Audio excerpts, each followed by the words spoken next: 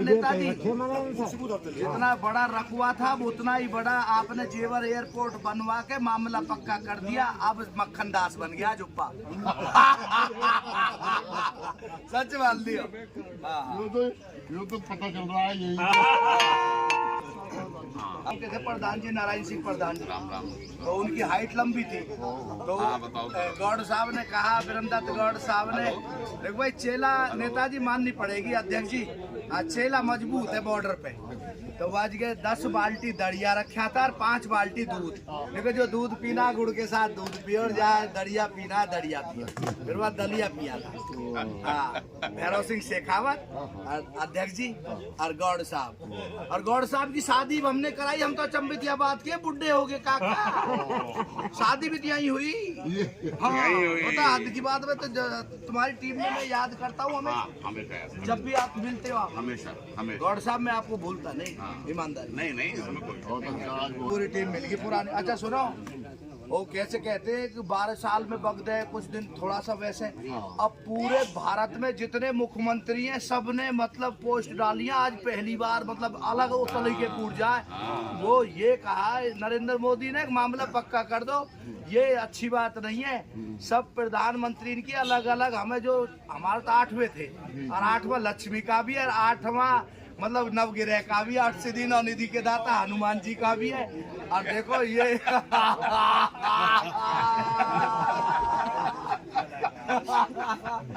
नेताजी, तो ये 8वें का मतलब सारा कुछ, शनि की लक्ष्मी का 8 और नवदुर्गा नवगिरह भगवान का 8 सिद्धि नवनिधि के दाता। ये खेला लंबा चलेगा।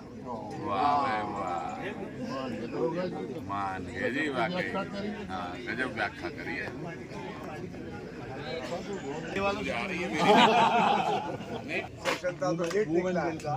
तो उसकी वजह से वो नहीं, मैंने ये कहा कि हम लोग तब तक अपना 2-2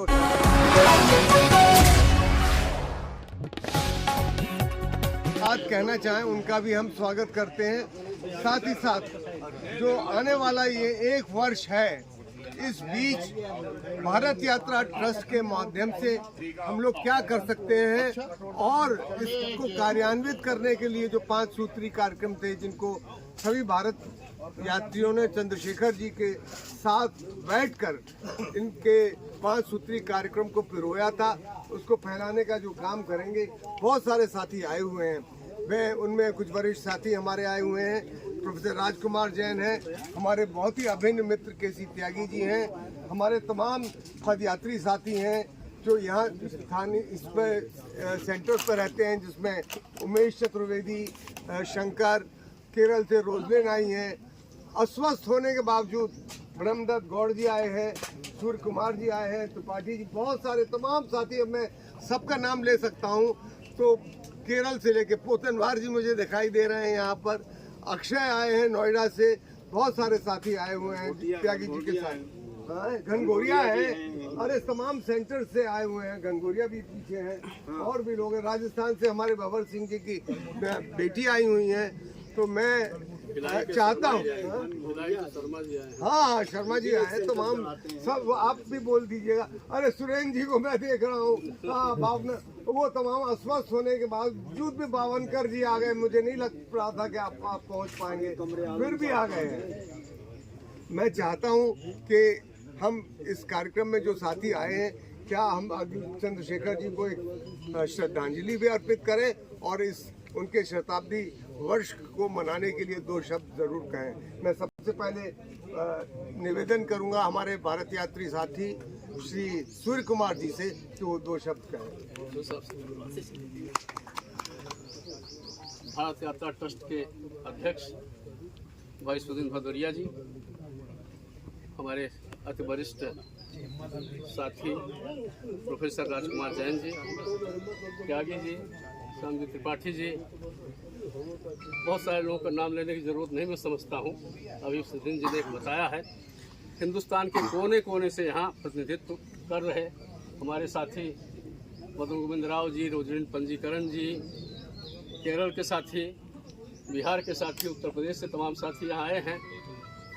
आज चंद्रशेखर जी के 100वें जन्मदिन पर उनको पुष्पांजलि और श्रद्धांजलि अर्पित करने के लिए सबसे पहले मैं आप सब लोगों का सादर अभिनंदन करता हूँ, स्वागत करता हूँ। आज इस फोंसी में जो लोग भी इकट्ठा हुए हैं, जहाँ चंद्रशेखर जी ने 1983 से लेकर के अपने अंतिम सांस लेने तक प्रवास किया था, हम लोग उनके साथ रह करके उनसे बहुत कुछ सीखते थे। पार्टी में भी काम करते थे, भारत यात्रा के कार्यक्रमों को चलाने का भी काम करते थे। वो काम लगातार 40-42 साल तक चलता रहा, धीरे धीरे चलता रहा। उनके चंद्रशेखर जी का सवा जन्मदिन है, न मालूम कितने लोगों का फ़ोन आना शुरू हुआ कि कुछ विशेष होगा। तो वो हम लोग विशेष कर पाएंगे कि नहीं कर पाएंगे, कितना कर पाएंगे अलग बात है, लेकिन बहुत सारे लोग विशेष ही करेंगे। और पता लगता है कि हिंदुस्तान का कोई भी ऐसा राजनीतिक ग्रुप नहीं है जो चंद्रशेखर जी की पदयात्रा, ये सवा जन्मदिन या जन्मशती मनाने का प्रयास न कर रहा हो, उनको श्रद्धांजलि अर्पित करने का प्रयास न कर रहा हो।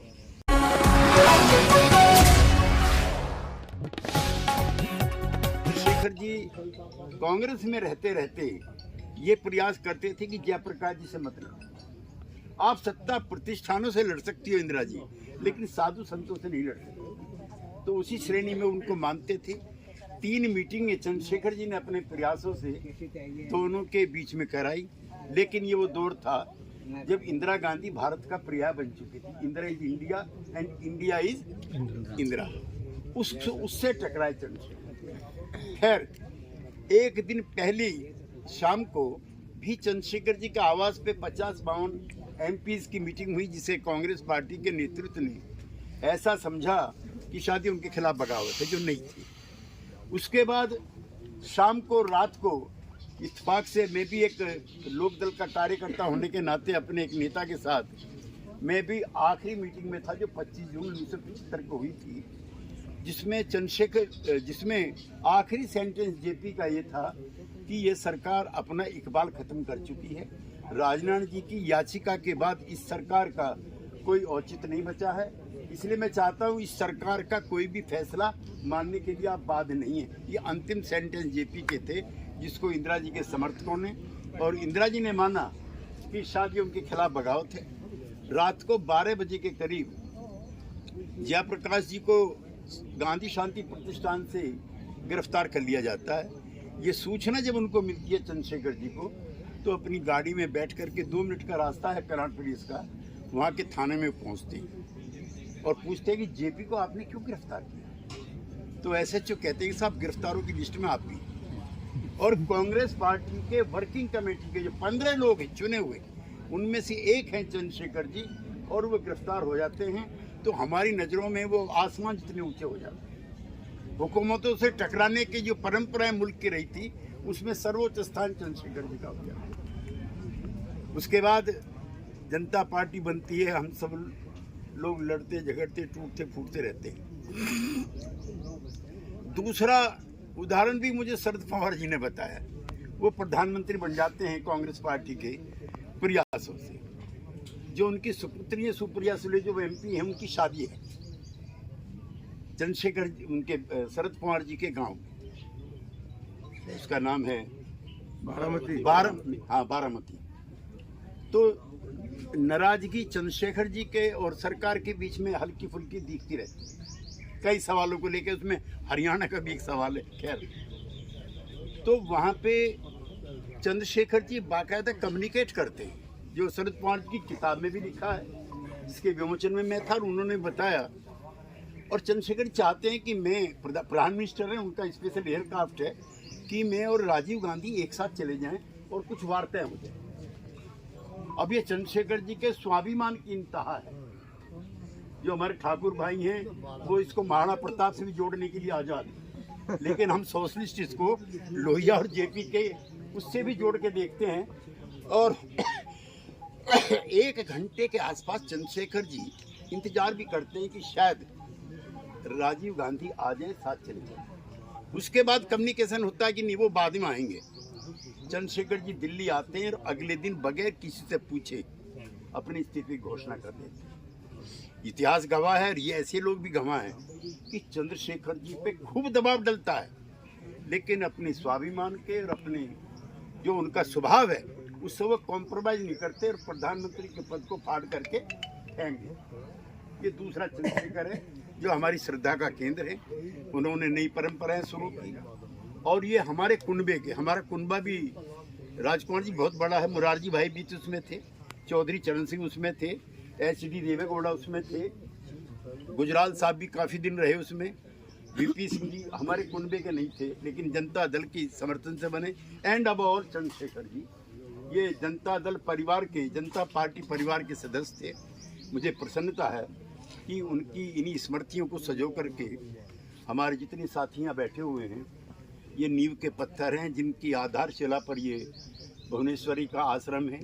अभी मुझे किसी साथी ने बताया कि शायद 400 एकड़ जमीन हाँ इससे इसकी शुरुआत हुई, लेकिन यहाँ जो सरकारी भूमि अधिग्रहण होते हैं उसके तहत अभी छोटी जगह बची, लेकिन जगह छोटी बड़ी नहीं हुआ करती, व्यक्ति और स्थान महत्वपूर्ण हुआ करते हैं। ये हमारे लिए किसी केदारनाथ से, हमारे लिए किसी धाम से कम नहीं है, और चंद्रशेखर जी हमारे लिए किसी भगवान तुल्य से कम नहीं है।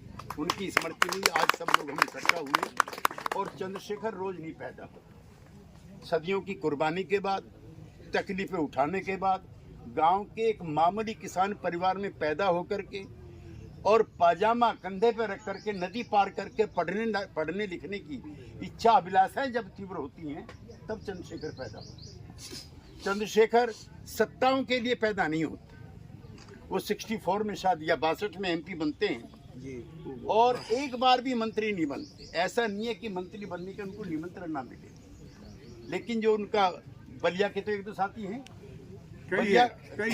बलिया का जो बागीपन है वो उनको कॉम्प्रोमाइज नहीं करने, और उसी के तहत लड़ते लड़ते लड़ते लड़ते वही यहाँ आ जाते हैं। और ये उनका अंतिम पड़ाव है जहाँ इच्छाएं और अभिलाषाएं राज करने की कम और देश को जागृति करने की इच्छाएं ज़्यादा पैदा हो जाती हैं। मुझे प्रसन्नता है कि आज समूचे देश कार्यक्रम हो रहे, कई प्रधानमंत्री हुए चले गए, और चंद्रशेखर जी बहुत दिनों तक कोई बड़े पद पर भी नहीं रहे। उनकी कोई ऐसी भी राजनीतिक विरासत नहीं है जिनके कहने पर, इशारे पे MLA MP बनते हों, लेकिन ये विरासत उनकी है कि बड़ी बड़ी रियासतों को, बड़ी बड़ी हुकूमतों को मन बना करके चुनौती दी जाए तो सत्ताहीन हो जाती है। ये चंद्रशेखर जी का है। मैं उनकी स्मृति में श्रद्धा सुमन भी अपनी तरफ से, अपनी पार्टी की तरफ से, अपने साथियों की तरफ से, एक उनका विनम्र कार्यकर्ता होने के नाते, चूँकि मेरे भी अध्यक्ष रहे, चरण सिंह जी के बाद मेरे अध्यक्ष दूसरे वही थे, उनकी स्मृति को सजोते हुए